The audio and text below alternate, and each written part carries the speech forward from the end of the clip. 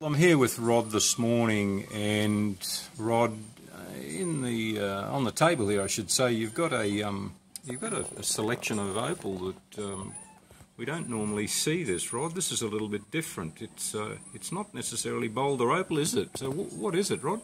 This one is not, Ian. Some of the Western Queensland areas have sandstone, and they actually produce opal in the sandstone. Totally independent of the boulders that we're used to. Now, very few people know of it, particularly, but in the sandstone we have little tubes of opal. Right. Here's a little tube of opal. Yes, I see them, right? In the sandstone.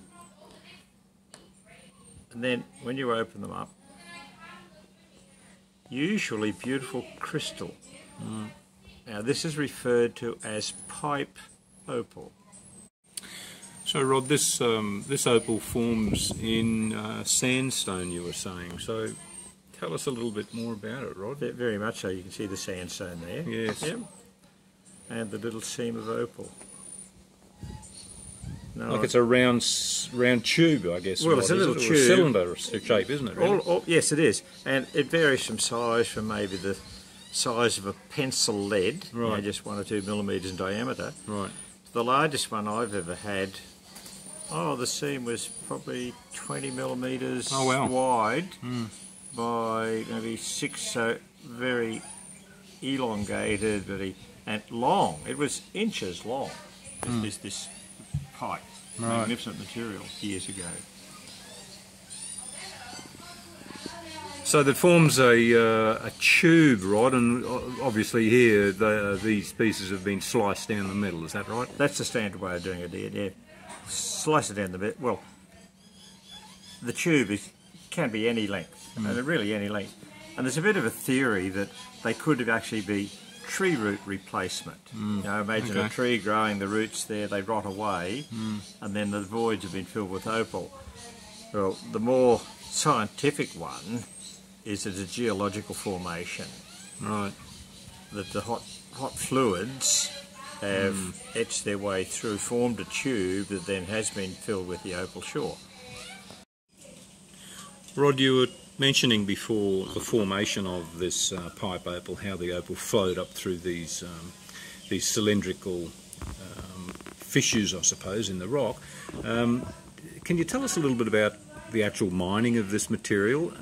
Is there anything special that the miners are looking for, or is the material found in a particular location at the opal fields? Yeah, the sandstone opal occurs in a few areas. Opalton is the premier sandstone opal field, and other fields around Queensland as well.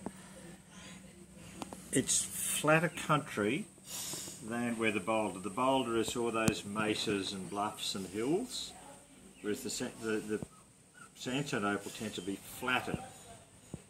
You've still got to wait and see where there's been some natural erosion to show opal trace before you go mining. A lot of this was mined underground, hand mining. Okay. Drive a shaft down to your opal layer and then mine, drive until you just randomly find these little beggars. Okay. In more modern times, there's much more open cut mining. But you can imagine trying to mine this with a D8 or a D9 bulldozer, and you've just got these tiny little pipes occurring in the sandstone. You'd never see that. Well, exactly. You're up on a big machine. I mean, how do you actually see that? You'd be running over it, wouldn't you? Absolutely. You just crunched all that up and it'd be gone. So you might mine down towards the opal layer, open cut, and then you would work it maybe with a backhoe or a little much more gentle operation. I see. Preferable hand mining. Right. And it's a bit like it is where it's found. Is that right, Rod? Absolutely. Yeah. And you just got all this sandstone with these little pipes running through it. Yeah. So it's not as though there's any great indicator to say, with a boulder can be any size, but you're working through your clay, and then you hit the ironstone boulder. It's very different. Yeah. You go to see that if you're using an excavator, you'll hear the soft crunch, soft material crunch when you hit the harder iron. Right, right. This one, you just jack the hammer through the sandstone, and then these things fall out. Ah, okay. Matter of luck, Rod. Matter of luck. Largely a matter of luck. Absolutely. So, Rod, you were saying that the cut. These are cut down the middle, I suppose, the middle of the cylinder, the opal cylinder, and what you get are these pieces here. Each side of these pieces, of course, has the opal present. You can actually see how they appear like running up that cylinder or that column. So tell us a little bit about these, Rod. They looks like they've got some cracks in them. Is that normal? That's fairly normal with pipe, because it's long and thin, and earth movement. Okay. And you'll see that was a continuation of that, but it was fractured. I see. Either by nature or in the mining process. In fact, it's by nature.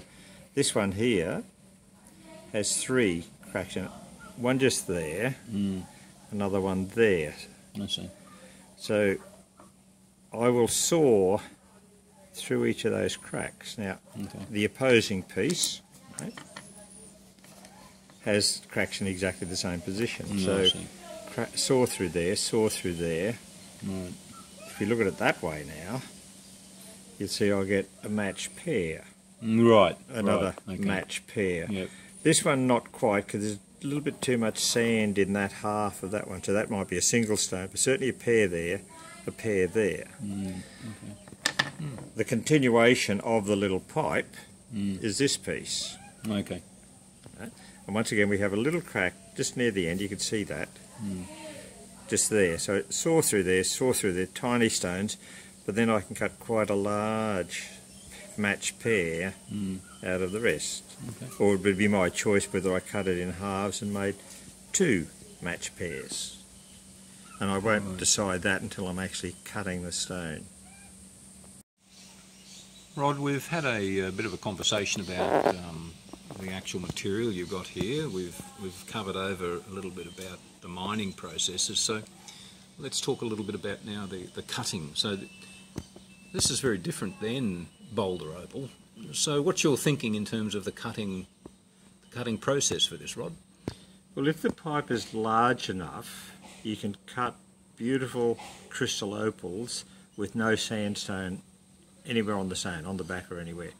This particular one, when I cut it, you can see where the saw cut is very close to this edge. Yes.